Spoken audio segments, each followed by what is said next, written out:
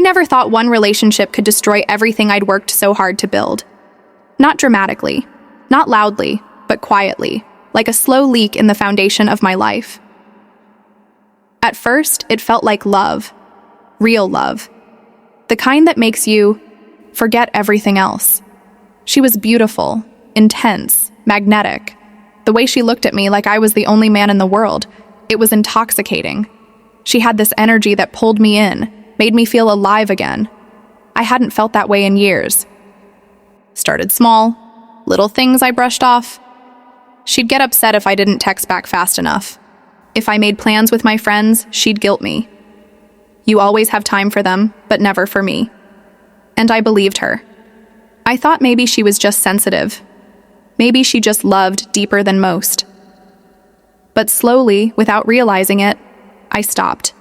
Going out. I stopped talking to people. My world began to shrink until she was the center of it.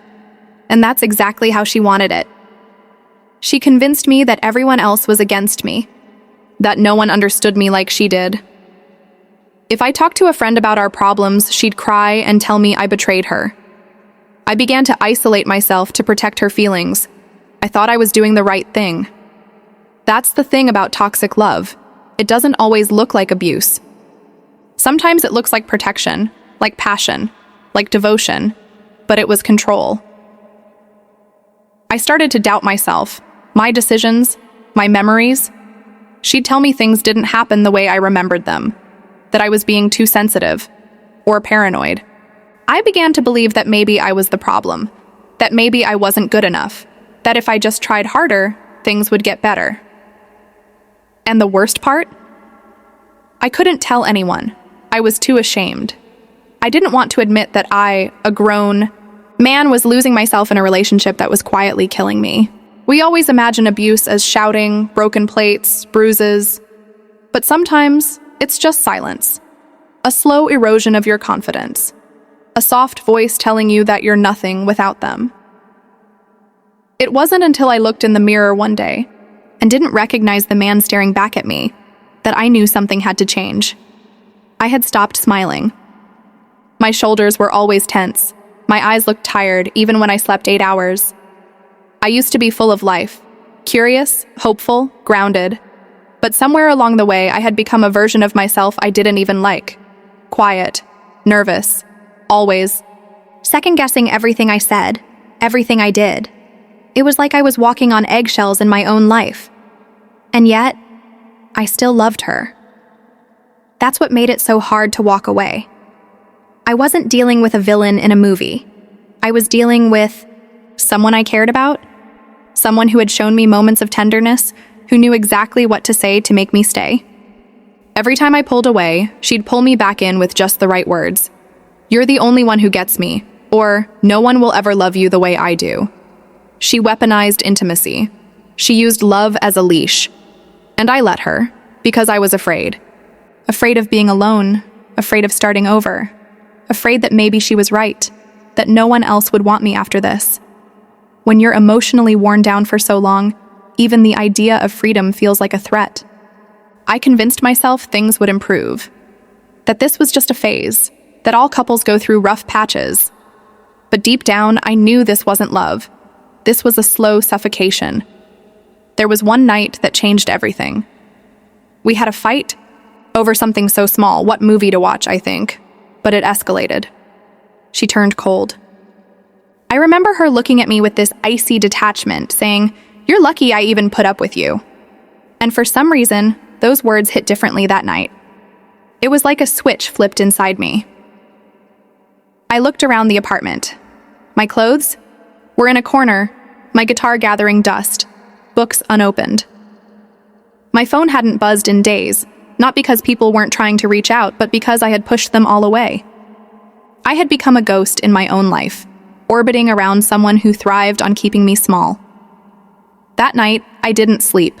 I just sat on the couch, staring at the blank TV screen, asking myself, how did I get here? The next morning, something in me felt different. Not stronger, not yet, but aware.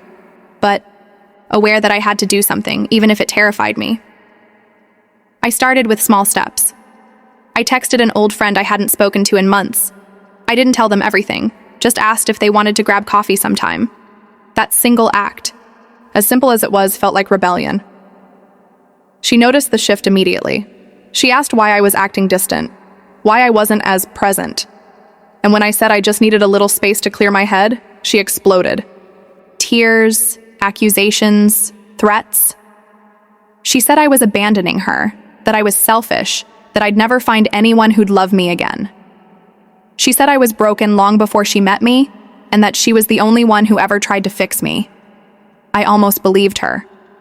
But something inside me said, no, no more. I couldn't keep trading pieces of myself just to make someone else feel whole. So I left. Not dramatically, not with a shouting match or bags thrown into the street. I just quietly packed my things one afternoon when she wasn't home. I left a note. Not to hurt her, but to finally protect myself. I wrote, "This isn't love, this is control, and I can't be part of it anymore." I didn't go far, just a friend's spare room, but it felt like breathing for the first time in years. The silence was loud, yes, the loneliness was real, but for once it was my silence, my space, my life. Recovery wasn't quick. I'd love to tell you that I bounced back right away, that I found myself and never looked back. But the truth is, there were nights I missed her, nights I questioned if I made the right decision. That's what emotional manipulation does. It leaves fingerprints on your mind long after the person is gone. But slowly, day by day, I started remembering who I was. I started reading again, playing music. I called my parents, apologized to friends. I told them the truth, bit by bit. I cried a lot, but I also laughed. I met people who didn't want anything from me except my presence. I relearned how to trust, how to say no, how to stand on my own again. And maybe the most important thing I learned: love shouldn't cost you your identity. If someone demands that you shrink so they can shine, it's not love. It's control wearing a mask. Real love supports you, expands you, makes you feel safe and seen, not small and scared. I didn't know that back then. I do now. Sometimes people ask me if I regret the relationship, if I wish I'd never met her. And honestly, I don't. Because she didn't just destroy my life, she forced me to rebuild it. I learned how to spot manipulation, how to value my own boundaries, how to listen to the gut feeling I used to ignore. I learned that my worth isn't defined by how well I can endure someone else's pain. If you're in something that's quietly breaking you down, please hear this. You don't have to wait for it to explode before you walk away. The damage doesn't need to be visible to be real. The bruises on the soul are just as deep as the ones on the skin. You deserve peace. You deserve respect. You deserve to feel like you again. Leaving wasn't the end of my story. It was the beginning. I'm not telling you all this because I want sympathy. I'm telling you because I know how easy it is to stay, to convince yourself things will change, to hope that love will be enough. But real love doesn't ask you to lose yourself. Real love holds space for you to grow. And if you're watching this and quietly whispering, "This sounds like me," I want you to know, you're not alone. There's life after this. There's healing. There's laughter. There are people out there who will celebrate you instead of slowly erasing you. You don't have to prove your worth to anyone. You don't have to keep giving pieces of yourself away just to be tolerated. You are already enough. Looking back now, I realize how many signs I ignored. How many times my gut tried to warn me. But when you're in the middle of it, you don't always see the whole picture. It's like standing too close to a painting. You can't make out the image until you take a few steps back. And that's okay. You're not weak for staying too long. You're not foolish for loving deeply. You're human. What matters most is what you choose from this moment forward. You can choose yourself. That doesn't mean you won't still feel the pull of the past. There will be moments when you remember the good times, and you'll miss them. That's natural. Emotional attachment doesn't just vanish overnight, but each day you choose peace over chaos, truth over illusion, and self-respect over fear, you get stronger. Maybe you're at the beginning of your escape. Or maybe you're still just starting to ask the hard questions. Wherever you are, just know. There's no shame in choosing your well-being. There's no weakness in walking away from something that's killing your spirit. I thought that relationship was the end of me. Turns out, it was just the beginning of a much better version of me. One that's clearer, softer, stronger, wiser. So if you're listening to this and your heart is racing, and something deep inside you is saying, "This is me," then this message is for you. It's okay to leave. It's okay to grieve. It's okay to heal at your own pace. But please, don't stay where you're being quietly destroyed. You have one life, and you deserve to live it as you, fully, freely, and unapologetically. But before I end this, I want to speak to the part of you that's still quiet, the part that still wonders if it's really that bad, if maybe you're overreacting, if staying is just easier than starting over. Let me tell you something I wish someone had told me back then. Love is not supposed to hurt like that. Not over and over. Not in a way that makes you doubt your sanity. Not in a way that isolates you from everything you once cared about. Healthy. Love will never require you to trade your peace for temporary affection. You are not difficult. You are not too much. You are not unlovable. Those are lies born from a love that wanted control, not connection. I know it's scary. I know the unknown can feel colder than the pain you've gotten used to. But freedom has a quiet warmth of its own. It's not always fireworks and big moments. Sometimes it's sitting alone in your own space, with no one demanding anything of you, and finally being able to breathe. You deserve that breath.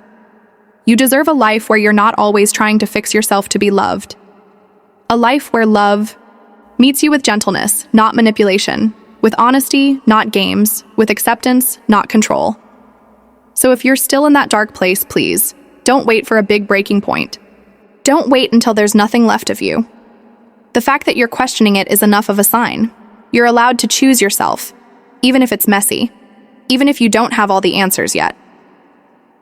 One step toward the exit is still a step toward healing. And I'll say this again, because maybe someone out there needs to hear it more than once. You are enough. Not because you endured, not because you stayed, not because you kept trying, but simply because you are. It's been a few years now since I left. And let me tell you, healing didn't happen overnight. It came in layers. In awkward conversations with myself, in therapy sessions where I finally said things I'd kept buried for years, in lonely nights that eventually turned into peaceful ones. But the healing did come. I started waking up without dread in my chest. I started trusting people again, little by little. I stopped apologizing for needing space, or rest, or clarity. I stopped trying to earn love and just started being. And one day I realized I hadn't thought about her in weeks. That was the moment I knew I was free. Not just physically, but emotionally, spiritually, fully. I still carry the lessons. I still remember how it felt to lose myself. And I use that memory as fuel, not for bitterness, but for boundaries, for wisdom, for empathy. When I see someone else lost in a toxic dynamic, I no longer judge. I understand. Because I was there. And if you're there right now, I promise you, this doesn't have to be your forever. You're not broken. You're not weak. You're someone who gave their heart to the wrong person and stayed longer than you should have. That doesn't define you. What defines you is what you choose now. And maybe that choice is small at first. Maybe it's a journal entry, a late-night Google search for support groups, a quiet text to a friend saying, "Hey, I'm not okay." That's where it starts. With truth. With courage in the middle of the fear. Because the life you want, the peace, the clarity, the joy, it's waiting for you. On the other side of one brave decision. And if you're not the one in it, but you know someone who might be, please don't look away. Don't assume everything is fine just because there are no bruises, no screaming matches in public, no clear signs of crisis. Some of the most damaging relationships leave no visible trace. They don't explode. They erode. Slowly, quietly. From the inside out. You might see your friend withdrawing, making excuses, canceling plans, laughing less, looking like a dimmer version of who they used to be. Don't ignore those signs. Say something gently, without judgment. Not, why don't you just leave? Not, you should have known better. But, I've noticed you haven't seemed like yourself. I'm here if you ever want to talk. Sometimes that's all someone needs.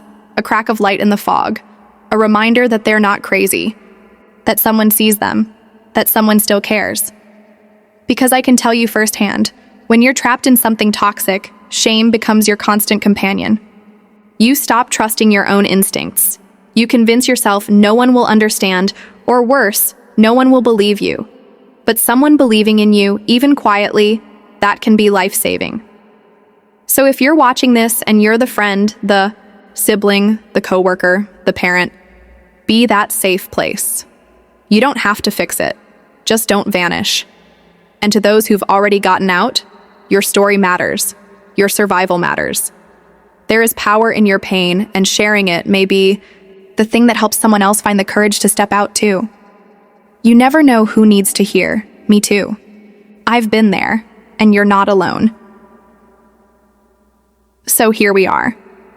If you've listened this far, maybe it's because a part of you sees your own story in mine. Maybe you've been waiting for someone to say what you've been too afraid to admit. That this isn't what love is supposed to feel like.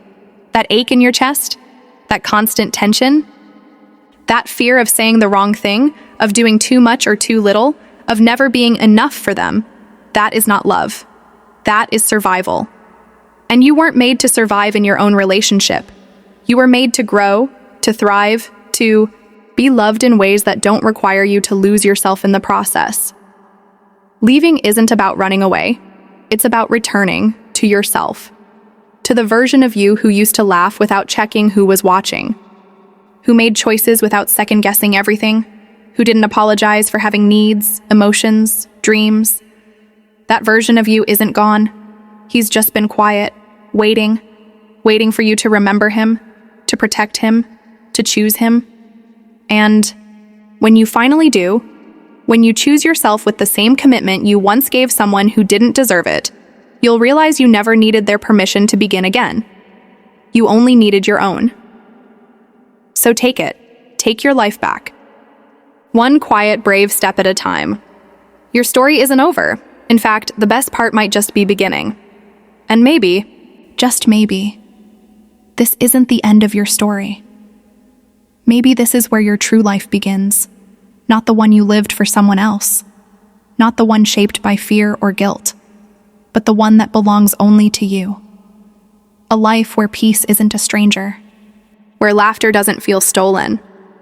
Where you wake up and recognize yourself in the mirror again. Not as someone broken, but as someone who survived. You didn't come this far to keep pretending. You came this far to reclaim your voice. Your heart. Your future. And yes, there will still be quiet days. There may still be memories that sting. But now there will also be moments. Small, sacred moments. When you feel whole again. When you feel proud. When you realize the most dangerous thing that ever happened to you didn't destroy you. It revealed you. The real you. The strong you. The healed you. So when the video fades and the silence creeps in and the old fears whisper in your ear again, just remember, you've already taken the first step. And that step was choosing you. The rest will come in time. In truth. In peace. Thank you for being here. We'll walk this road together. One story, one breath, one breakthrough at a time. You are never alone again.